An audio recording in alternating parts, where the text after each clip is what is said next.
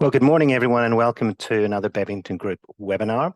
Today, we're going to be talking about process automation, which is effectively an application, or it is at the moment, of AI. And I'll explain what I mean about that moment, conversation, or comment.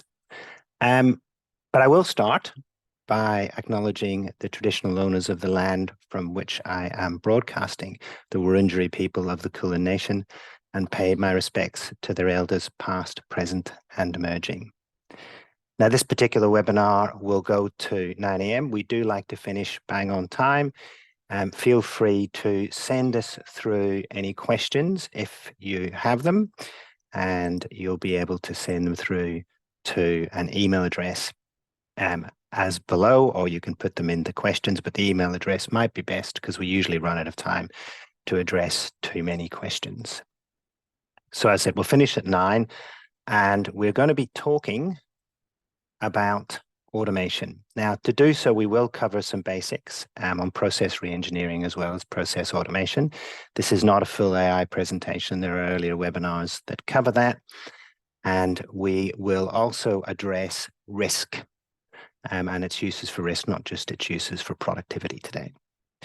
So without any further ado, I'm going to get started. Now, I do need to start on process reengineering and just give everyone a quick reminder of what it is and what it isn't, because process reengineering and process automation are tightly related. So, and one of the reasons for that is we know that when organizations re-engineer the processes in advance and with automation activity, they get a much better result and a much higher return. Now, the evidence on that has been emerging for quite some time, but it's clear to most process engineers that that's actually the case. We'll cover the reasons for that shortly, but it's certainly something that you need to be aware of. So to understand why, we'll just do a quick review on it. So many organizations are struggling with cost and risk. So inflation, while it might be mitigating, is certainly still there. There's certainly lower unemployment. There's certainly greater workforce instability in many markets, increased regulatory overhead, and actually changes to the way global markets work. So the nature of globalization is changing as we speak, and that certainly affects a lot of organizations. So in this context, both process reengineering and process automation, which are tightly coupled, which I'll come to, are very, very useful because they remove waste, and waste is basically money you spend that has no value to your customers, your patients, your members, or your citizens, depending what type of organization you're in. The standardization and simplification of process not just saves you money, but actually reduces risk. You can improve process controls through not just re-engineering, but automation. So, and now we've got a lot of AI-powered options that allow us to effectively process re-engineer more effectively. So process re-engineering is now on steroids because of the new technologies that are available, both to gather information, analyze information, but very critically, the solutions that are available are so much broader than they were even 2 years ago. So with all this pressures, process re-engineering is back in vogue. It never entirely disappeared, of course. People have been doing it for quite some time. Sorts of benefits that are being sought are not just efficiency, but also quality, reduced error rate, also agility, flexibility, and innovation. So if you're not spending your time fixing errors, you can actually get yourself in a position you've got the space to innovate, and a good process is inherently flexible. You can have improved employee engagement because less goes wrong, better aligned with business goals because the process works. And sometimes just getting it right is actually a source of competitive advantage.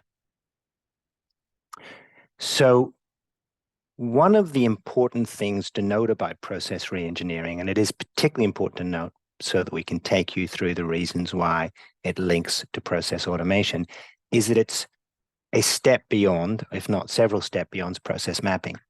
So you might process map and do some tactical improvement, and you might use a process map to standardize activity.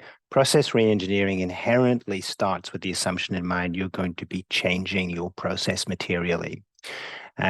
Because of that, it tends to be more quantitative. In other words, it'll capture information about time, elapsed time, and also the effort time, or the number of hours people put into things. And it provides you with tools to basically assess what sort of impact or benefit a particular change will make. So that's important because that level of detail is necessary for choosing which process elements you're going to automate, and also choosing how you're going to structure the order of things that you're going to do. So modern process reengineering absolutely incorporates process automation, but it's worthwhile doing with process automation because of what it can deliver. So it can reduce errors, it can remove unnecessary process steps, e.g. collecting data that you don't need, for example, or sign-offs that you don't need. It can remove duplication. It can help you reduce rework. It can help you avoid search activity that you don't need because you can find things first off. It reduces failure demand. Failure demand happens when you've done something that creates demand in your customer, member, patient, or citizen base. So failure demand would be an example. A classic example was you could communicate better to your customers to make sure they know how to make a payment.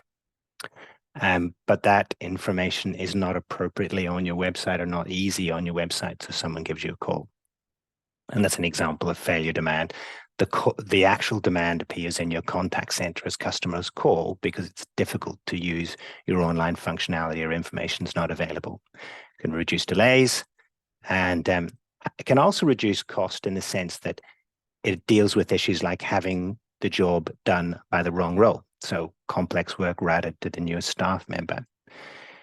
So the reason for covering this in process automation is there's an awful lot that can and should be done alongside process automation. So if you're just looking at your processes and going, oh, let's automate them, actually, you're not going to get as large a return. And that's a documented experience pretty much globally in terms of process automation. You get a better return if you do these together.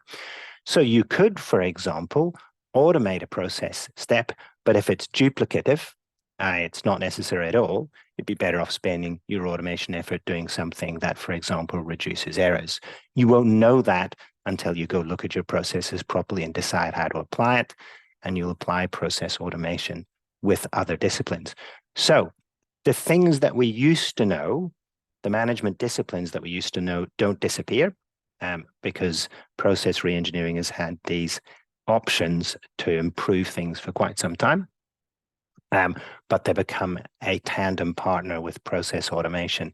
And in fact, the data collection for process reengineering is essential for doing quality process automation, as I'll explain. So this still applies.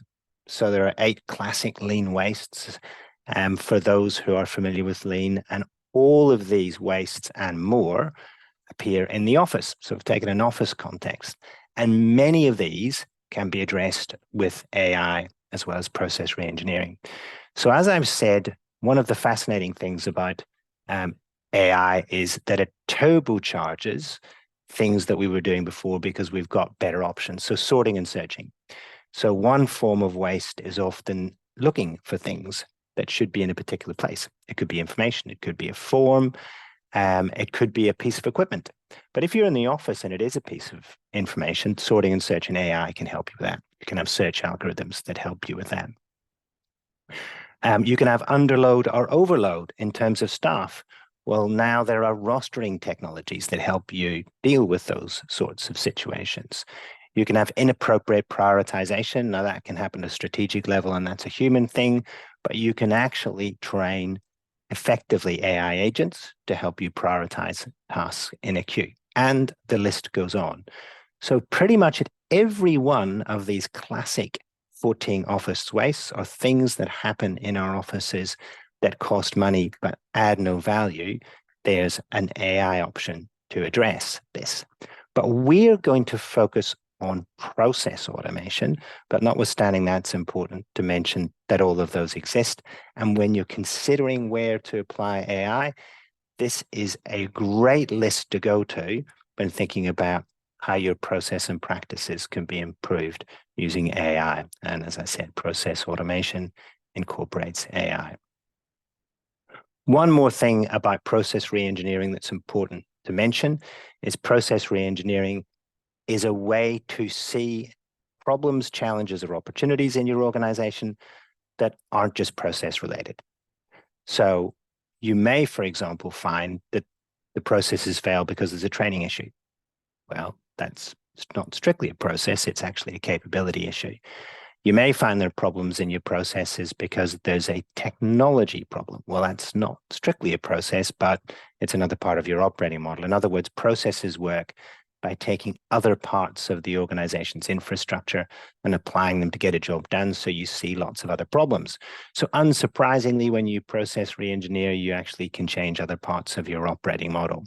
As people know who have worked this before, Bevington defines the operating model as all the pieces essentially that you put together to achieve your mission consistent with your strategy. So it could be role, it could be structure, it could be process, absolutely, it could be system, it could be policy, and many other things. So this is an example where a telecom brand was struggling.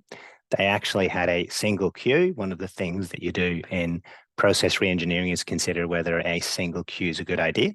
So the process engineers had a look at that. And then what they actually did was organize a series of cross-functional, cross-discipline groups to service different types of call. And that resulted in a 13% reduction cost to serve and a 21% reduction in calls per account. Now, the key thing here is it was AI enabled in this particular case, because the call routing was AI enabled as well as being a process change. So the flows work differently, as well as being an operating model change, because you had teams of people working in different ways. So that's enough on process re-engineering, because you'll see in a moment why it's so important to get that in your heads. And let's talk about process automation. So the basics of process automation, so particularly in service industries, process automation is, first of all, of course, a software application. So people started getting things off paper, pens, quills, and ledgers, and over time got information and workflows and what used to be cognitive or human activity into a software program. Then when we had lots of software programs, we went to other stages, which is getting the software programs to talk to each other. And that would be often through some sort of interface, or as things became more sophisticated, through APIs, which is a form of standardizing interface. So data can flow between systems following certain rules, making it easier to interface. It's a door in and out of a piece of software. And then we introduced robots, where it's not necessary to build an API. You can actually do the work that humans do between systems. So, and the classic would be taking information from a piece of paper, which is scanned, and transcribing it into a system, or typing information from one system into another system, which might have been a human activity, and the robot does it. Now we've gone through the brief history of automation, at least in the office, to a point where we've got robots, or RPA, which are software robots. So software robots have been around for quite a while, actually. So, and many organizations have implemented them to great effect, but it's now considered a traditional form of process automation. It's no longer the bleeding edge, but notwithstanding that, still useful. And the difference between RPA and more intelligent forms of automation is essentially limited decisioning. It's got rule-based engines.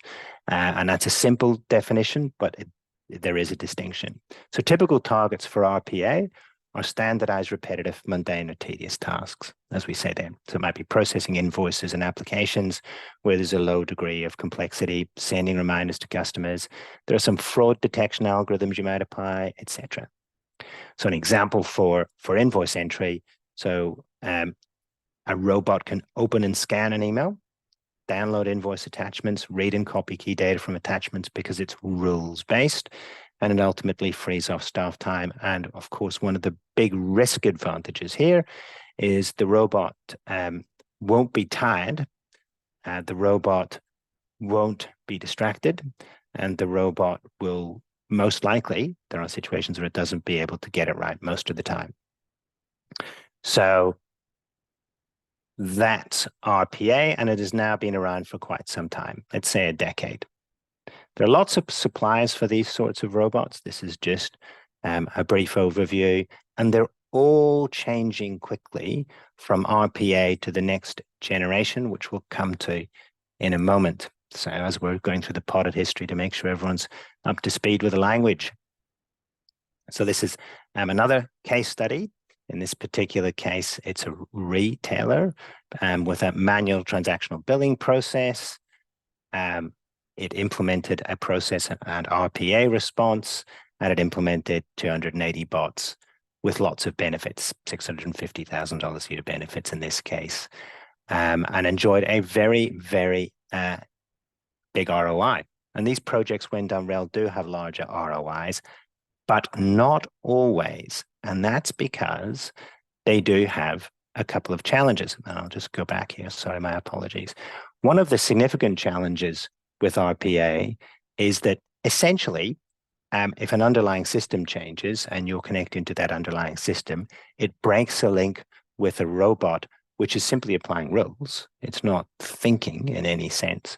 And the link can be broken and the RPA breaks. Another challenge is just choosing the right processes to automate. Another challenge is building the skills of the staff themselves. And of course, the limitations in itself that it's not doing artificial intelligence-like decisioning where you can train it. That's a different technology, which we're going to come to shortly. But notwithstanding that, well, many organizations have struggled with those problems. It's still possible using RPA technologies to get a very, very good return. And many people have certainly found that that's the case. Okay, so I've got you on a baseline and process reengineering to remind you, because many of you will have certainly come across before what it is and what it can do. You're now baselined on the early forms of automation up to RPA, and they all still exist, and they're all still options for you. And they do get better, but now we're into the next generation. And the next generation is intelligent automation. And one simple way to think about intelligent automation is that it's artificial intelligence plus RPA. So that's intelligent automation.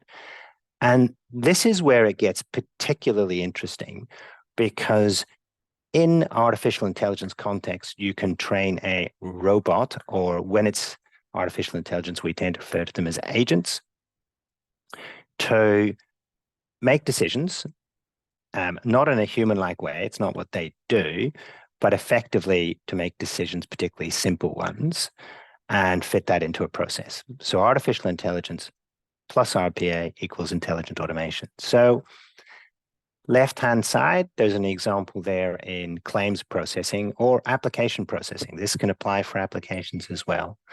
So AI can compile and analyze data using machine learning to automatically generate accurate client files. So if there's decisions as to what the human might need to be able to process a particular claim and application, you can train an intelligent agent to help you choose what's actually required. And it can also look through a variety of customer and member responses without needing the human to review, and even actually, and we'll come to when you should do this and when you shouldn't in a little bit of time, make a decision. So it's possible to make a decision. Onboarding is the same. You can use the agent to pre-populate digital forms in a way that's less error-prone than simple rules-based forms, and automatically apply business rules which decide which contact paragraphs are appropriate, for example. So in other words, you can actually make the robot which followed simple rules behave much more like a human in that judgment looks like it's being applied. Now, of course, it's actually in most cases an algorithm based on training, but notwithstanding, it becomes much more powerful because you can actually incorporate decisioning into RPA. Now, this is the new frontier, and not only is the new frontier, it's got the opportunity to be, we think, an order of magnitude larger impact than RPA alone. And that is because, as I mentioned, RPA has some limitations, often limited to more tactical or minor business process, not always, but often. There's a limit because it is rules-based, and that can be problematic. It certainly limits what you can do, and the underlying systems can break. So intelligent automation really steps things up. If an RPA agent can open and scan emails, download invoice attachments, read and copy key data from attachment, an intelligent automation agent can go further and summarize the information, apply rules much more intelligently, prepare an email or letter, change the status on a file, which is effectively making a decision. So whilst the RPA agent can reduce waste, intelligent automation can actually automate value-added human activity in lean terms. Now, for lean presentations, we've got other material on the website if you need more about that. So it's the next step up.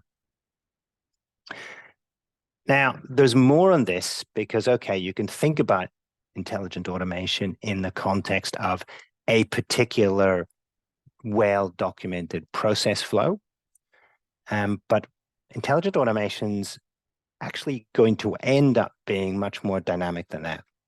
So if a claim is an ordered process flow, you've been able to think through very carefully and very carefully train an agent and very carefully manage your process flow, and it's got enough volume to make it worthwhile, that's fantastic.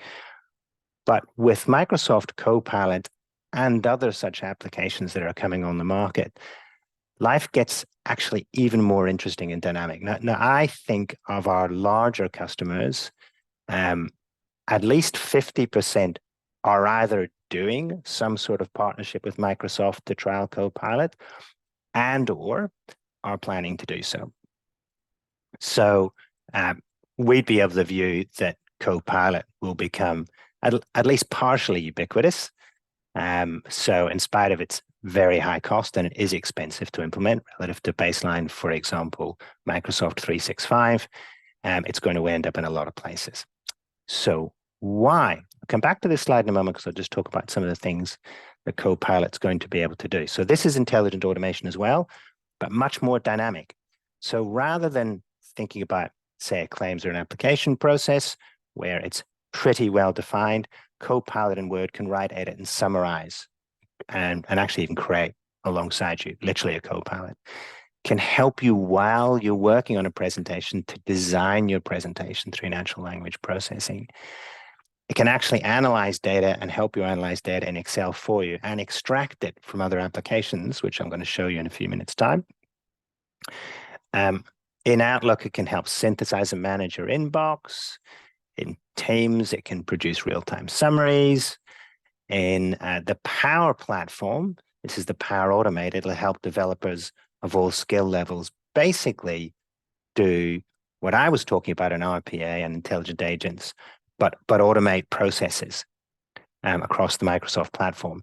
And think about that as business process automation. It will help you run through the steps that a human would have had to point and click at on a regular basis and get information to the right person at the right time. And it can bring together also in business chat information from multiple places and integrate them into your meeting. Now, if we go back to this and have a look at it. So as you can see, what I was pointing out in the last slide, that it's pretty dynamic. This is also AI-based intelligent automation. Copilot can do things like, well, I want to issue a Copilot request from inside of PowerPoint, because what I actually want to do is look at a series of emails and use those emails as a basis to craft the presentation. The large language model, so the AI agent, goes and checks out the emails, prepares content, but the content might actually require looking at a Microsoft graph to basically check that which is being produced makes sense. In effect, check what the large language model has done to make sure there's no hallucinations or problems, and then build the presentation accordingly. So essentially, what's happened here, I'm preparing a presentation using emails and graphs, and I'm doing it with automated help or with agent help, AI agent help, and no doubt it will need changes. But that's very dynamic, intelligent automation. And this is the sort of reason why people are very interested in experimenting with these sorts of technologies. So effectively, what we've just gone through is gone from RPA to structured intelligent automation, like claims, through to much more dynamic intelligent automation, such as that being proposed by Copilot, in the sense that it can help you work dynamically much more effectively with the Microsoft's tools. And I mentioned Microsoft, but they're not alone in this space. So as I've said in earlier presentations, there are many, many providers across many different domains. So if you look at these different domains that have popped up on the screen there, you can see just a handful of providers for each domain. So there's no shortage of options, which is why you need to get your AI architecture right, which I'm going to talk about in a few minutes' time. So it is useful to have in your head these different categories. And of course, this completely ignores many of the other use cases for AI. For example, getting your roster right, or optimizing your pricing, or understanding customer needs much more effectively, or changing your product mix, or addressing potential security or potential credit risks, and many other things. Nonetheless, this in itself is extremely powerful. So with dynamic automation, and that's the term we're putting to it, what's really happening is, and particularly is that providers like Microsoft, and this is their information, are looking at what people want to do better, and they're finding people want to save time. So they want to work smarter, they want to end information overload. So if we take, for example, end information overload, if that, just take that as an example, right in the middle of that pack, there's a comment cutting the time I spend answering emails and chat in half. So this is a classic whereby, based on your behavior, the context that the agent understands about who you are, at least virtually, it can produce first response emails on your behalf, for example. So this is what dynamic automation is actually doing. Okay. So even though we're looking at process automation, so we've said so far what you do, particularly with structured processes, you do need to process re-engineer and apply RPA, or intelligent automation, on volume processes like claims, because in essence, you basically get a better return on investment.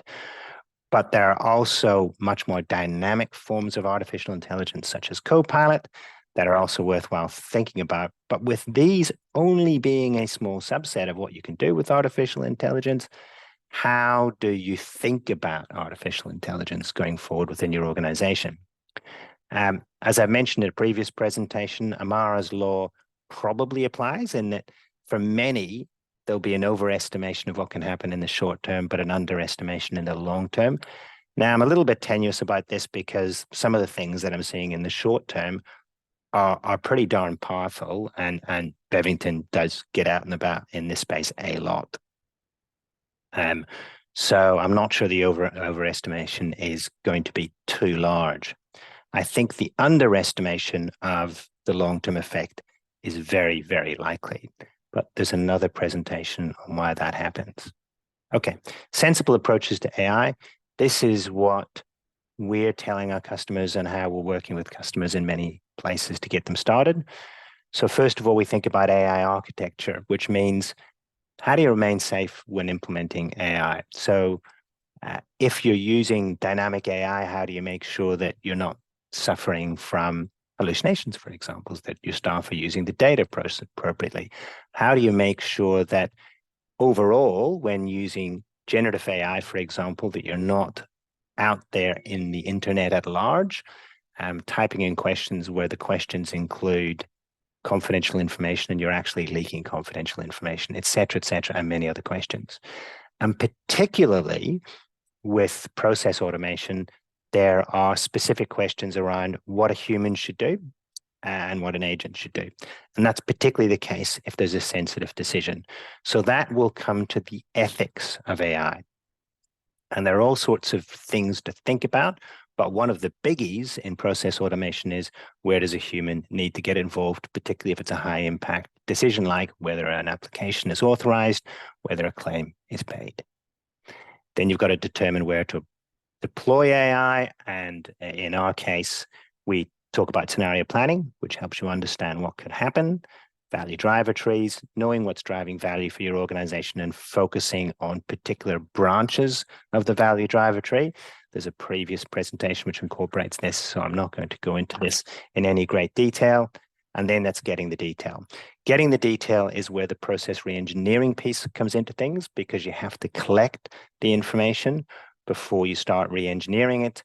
And once you have that detail, what you can do, of course, is choose specific legs of a process to automate consistent with the value driver that you want to pull. So a value driver, you might be actually focused on revenue, or a particular driver of revenue, or it might be focused on cost, or a particular driver of cost. What is apparent and becoming more apparent and clear over time is there are certain models within the organizations that work better and faster. If you're already pretty advanced in your digital operating model, for example, you have cross-disciplinary teams, which are essentially permanent. So persistent teams, and they're working pretty well and you've got things humming, that's actually not a million miles away from what you'd want to be able to implement and experiment with some of the more interesting AI solutions. So those are 3 steps. Now, step 1, the artificial intelligence architecture. Now, we have noticed some people have skipped part of this for process automation. And look, it does have some risks to do so. Process automation isn't as deep risk in terms of releasing information into the wild or privacy information into the wild as some other things you could do, but there are still risks. So artificial intelligence architecture is essentially getting yourself safe and getting your cultural constructs right and your ethical constructs right. So there's no doubt that the boards of Australia and many other places overseas are interested in the ethical approach to this and the governance approach that is appropriate. So getting clear on what you're going to do and what you're not going to do beforehand and having a good conversation about it is sensible, as well as choosing the right partners, making sure that confidentiality is protected, thinking about data and information and what structured and unstructured information you need access to is important. So we stress that as an important first step, even for process automation. Okay. So we've said that implementing process reengineering and process automation together creates a benefit. I've suggested there's plenty of evidence for that, both in practice and in the research. Please feel free to let us know if you'd like information on that. But in essence, a lot of this is pointing in the right place and not actually applying process automation where you can eliminate a step. So if you can eliminate a step or eliminate whole swathes of the process because they're labyrinthine and ineffective, that's actually still a better first step. And then it allows you to choose best where to apply automation. Now, so therefore, when you're actually going towards process automation, and here I'm talking about structured process automation as opposed to the dynamic process automation, what you're really doing is determine which processes you want to enhance first, create a detailed process map, re-engineer the process, and then once you've decided what the future process is going to look like, then choose which bits to automate. Now, there's a little bit of interplay between re-engineer and automate, because one of the ways you might want to re-engineer is automate, because from a risk perspective, automation can be considerably lower. So there's a lower risk of error. Now, so I'm watching time, so I'm not going to talk too much about that case study, as I've talked about cases as we go. And I want to just talk about risk management. So automated processes can be inherently lower risk in that they can eliminate some forms of human error. So, but as you know from implementing systems, or as most of you will know, if you've got bad data in a system, it can still produce a result that you wouldn't want. Bad data training an intelligent data agent can also produce a result you wouldn't want. So training and testing of intelligence agents is going to be fundamental for using agents to reduce the risk of error. And it might be that the decisions that are made are not entirely correct, but they might be more often correct than a human. So as I've said previously, you do need to measure the baseline. With all of this, you bear in mind that what you're really trying to do is enhance basically what your people are doing. So you won't be replacing whole swathes of teams. You'll be enhancing what people do with this particular activity. And of course, that's also part of your ethical construct as to how you're using it within your organization. Now, automated process may change how and where compliance testing is done. So because compliance checks themselves can be automated and they can become increasingly real time. So rather than wait weeks, months to do a check, potentially you can actually apply checks in real time and actually provide real-time feedback. So effectively you can do compliance and training almost at the same time. Specific risks can be identified in advance, like the probability of stress and default, and responses to specific risks can be a lot faster because you can actually set up agents to, for example, notify a key decision maker, prepare the materials for a key decision maker, and even prepare the response to a risk. So if a risk emerges and becomes an issue, then actions can be effectively automated up to a point. All of this has the potential, if well done, to dramatically reduce risk. So it's not just risk of error, but it's actually spotting and automating the process flows to respond and get information to the right decision maker. So it's extremely handy. So it is in the things you look at when you're thinking about artificial intelligence, really is worthwhile thinking about risk management as a process and as a way that you can intelligently deploy artificial intelligence. Because compliance procedures can be slow, they can be automated, but they can also be manual. Whereas what you're actually doing when you're thinking about AI in these multidisciplinary teams is building compliance into the process thinking itself, and actually putting the compliance check in the right place. And you can actually put the compliance check or any sort of check or balance early in the process, should you wish to be able to avoid the cost later on. So you could identify problems faster and effectively reduce rework by not just spotting a problem, but actually informing people that the problem has happened. And this actually has always been done. Even in manufacturing, it's been done where there's a thing called an and-on cord where you can stop an entire production line because a problem has been seen and it's fixed. So the problem doesn't appear in the next 1,000 products. The same applies in office processes. And effectively, that can be done using intelligent agents.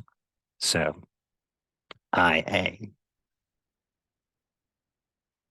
So all of that requires good training. I've talked about training, good training being really, really important for the agent that you use. Otherwise, you will introduce error into your decision making.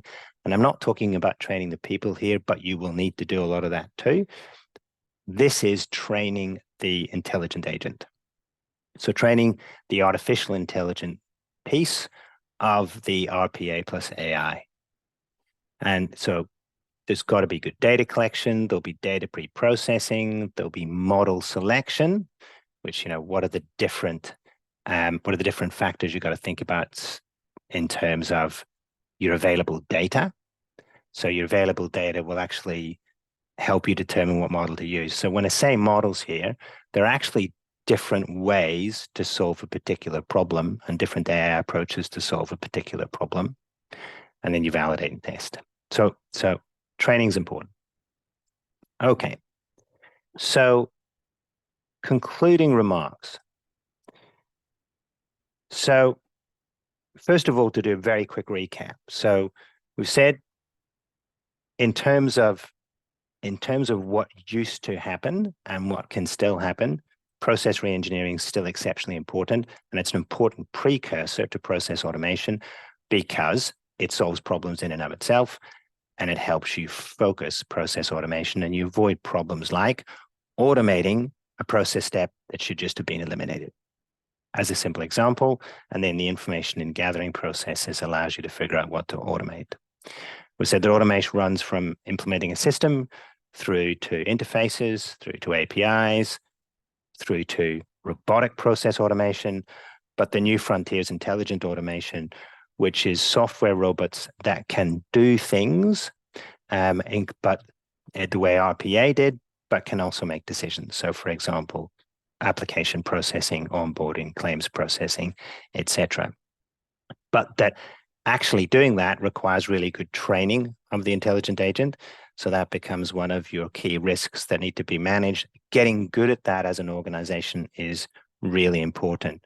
All of it requires that you first of all have an architecture which keeps you safe, and not just keeps you safe in terms of privacy, policy breaches, cybersecurity, and so forth, but keeps you ethically safe.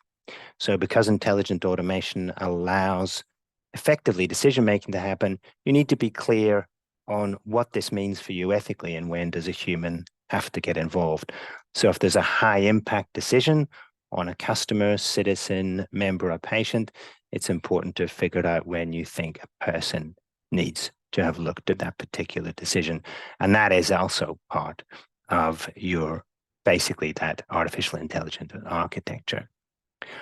We've also said, and it is important to bear in mind that training is something that you've got to get good at. It's not something that you'll be able to do day one. So you will have to train the people too. So you're training the people to train. Okay. So now on to the final remarks. So process automation from a training perspective still needs data, and you still need to train the robot. Now, many forms of automation have a lesser or not quite as intense data need than forms of intelligence, artificial intelligence, such as appropriately segmenting your markets or doing extremely complex rostering or route planning. So given that's the case, it is one of the early options that you should consider, because you might find there are intelligent automation options or even RPA options that are more data light. And this is particularly useful if you're in a situation where your data is not particularly well organized, not particularly accessible, and very problematically, possibly full of errors and or full of biases, so that you might actually end up training an agent the wrong way, or actually simply not having enough data to appropriately train an intelligent agent. So one of the reasons we think that intelligent automation not just is interesting to people, but will continue to be interesting, is that there's some amount of intelligent automation that you can do while you're cleaning up your data, because it's got different data needs depending on the process. So hence this presentation. It's important to pull it out and have a look at it in its own right. And with that, we have come to the end of the presentation. Thank you very much for your time this morning. If you've got any questions, please do feel free to send us an email at webinar@bevingtongroup.com, or you need further information or some of the references that we use, we'd be happy to send those through. One of the points to note is that we will post this on our website, in our resources section on our website, and you can see earlier presentations as well, and you can download the presentation or download the webinar itself.